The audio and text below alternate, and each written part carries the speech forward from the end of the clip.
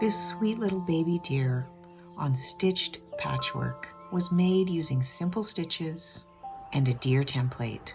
I'll walk through step by step how I made this, including the important setup pieces towards the beginning, and stay to the end to see what I'm doing with this piece. It's the second patchwork piece that I'm putting on my jean jacket.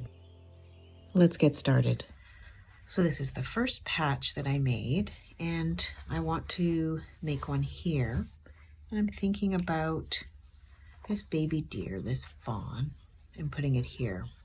So I'm going to measure an area for my base fabric, and in my case it's going to be felt that I'm going to build my patch on like I did here, but it could also be built on fabric. For example, cotton muslin would be good.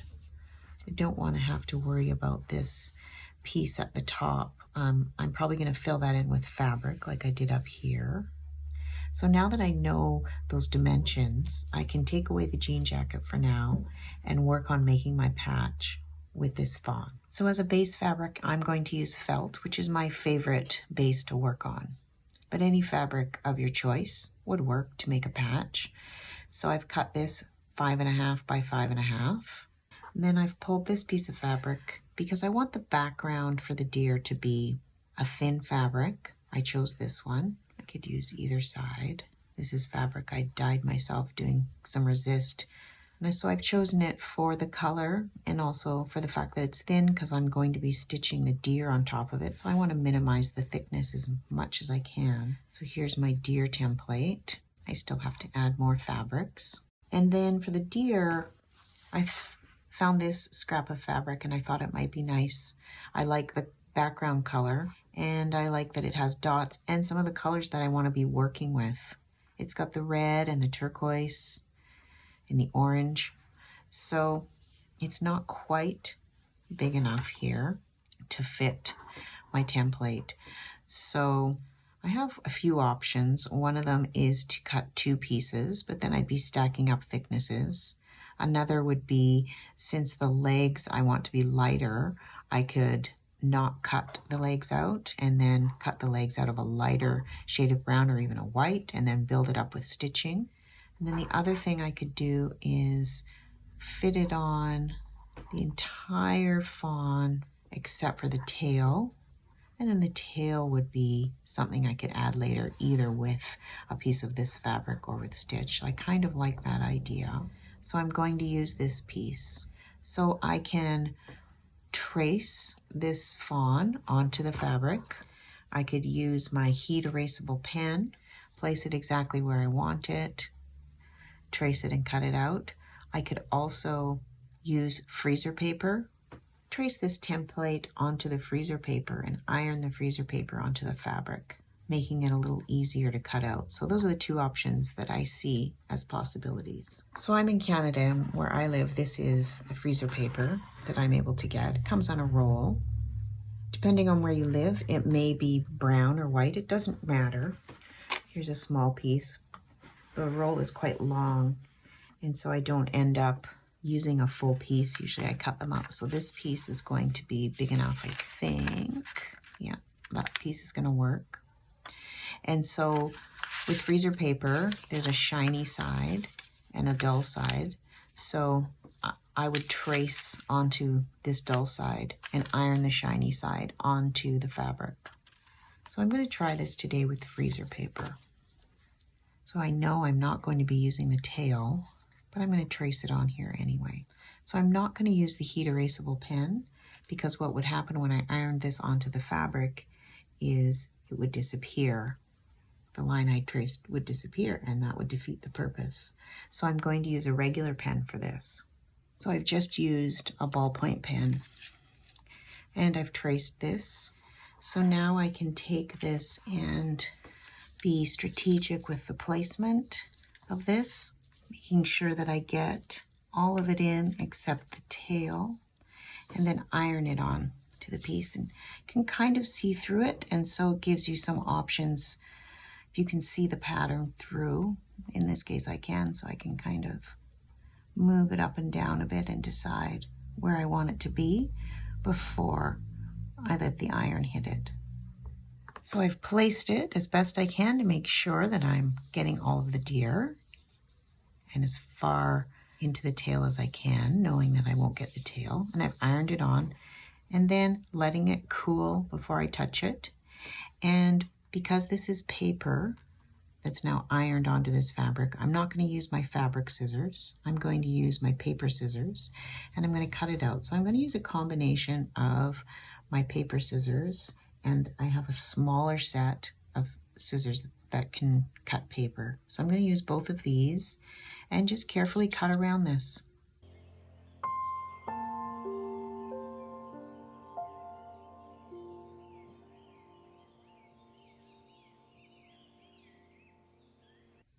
So I've cut all the way around, and I took the time to also cut around the tail because you can use these again even though there's no fabric there at the tail. These freezer paper templates, you can use them a few times before they don't stick anymore. So in case that's something that is possible here, I decided to keep its shape. Okay, now that's peeled off. There's my little fawn without a tail. Can put this aside, bring back in my patch that I've started, and this is where the deer is going to be. And I can move this around, adjust where I want it. Maybe I don't want that white sticking out. I don't want it to be confused, the leg, so I can try and adjust the placement of it. And this piece doesn't have to be in the middle either. So I can put this wherever I want. And I'm keeping in mind that this is a patch. It's going to be integrated with that whole back section of the jean jacket. And so this does not have to be a complete piece in itself. It's going to be with other pieces. So in some ways, it can be thought of as a block, like a quilt block, a part of a bigger whole anyways. I'm just moving this around and seeing if there's a place that I like it more. Now I'm going to add other collage pieces and get ready to baste everything in place. This is a selvage piece, so if I choose to use it, it's going to be a little thicker to sew through, but that might be nice. These pieces are matching my other patch. That's the right size for that.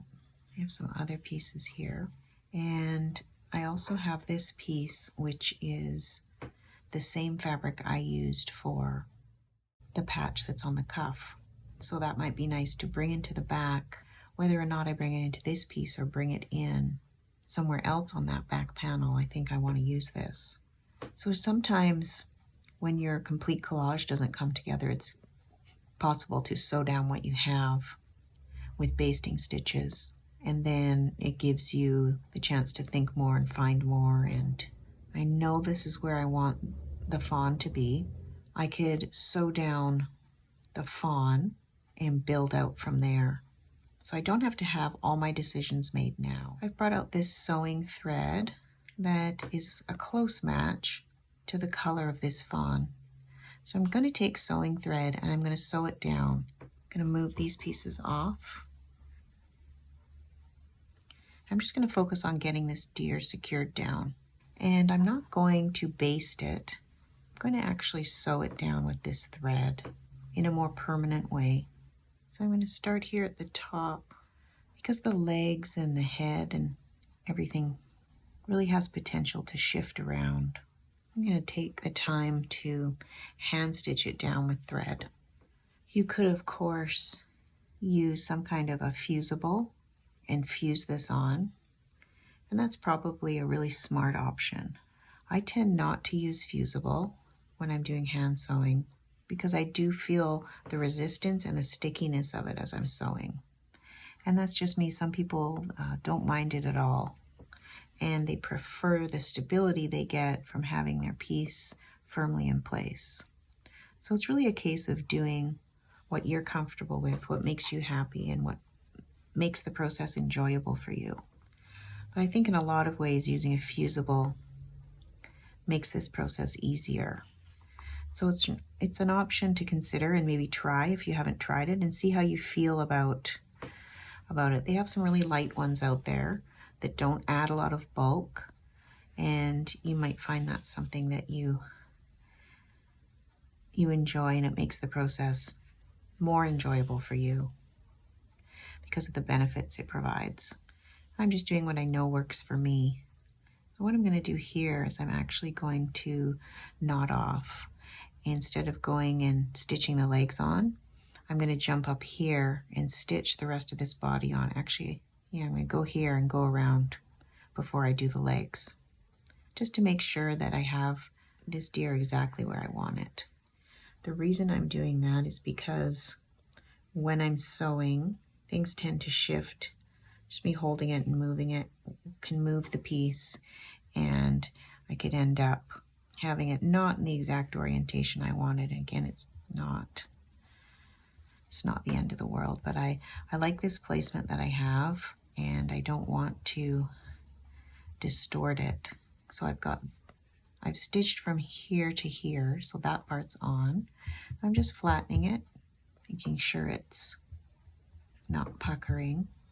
And I'm going to start here and go around and end here where I started. Then I can go back down and do the legs. So I've worked my way all around, taking my last stitch here. So not very visible stitches. I started here and went to here. I hopped over here, went all the way around to here, and then I jumped down and did the legs. So now that has sewn down the deer completely, and it's nice and flat. And it's also sewn the piece beneath it to the felt. So now I can move from here, building my collage.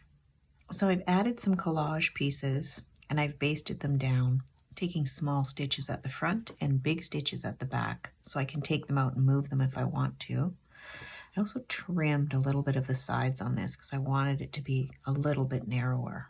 What I'm going to do now is bring back my template, put it right on top, and then I'm going to get my heat erasable pen.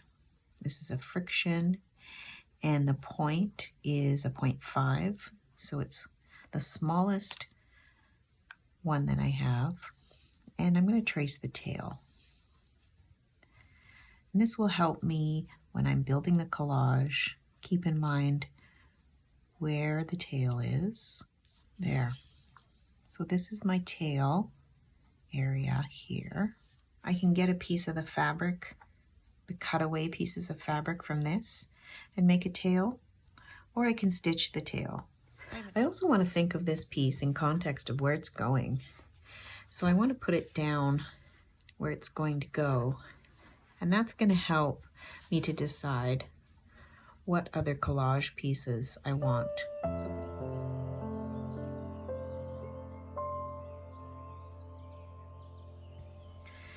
So I've attached those pieces.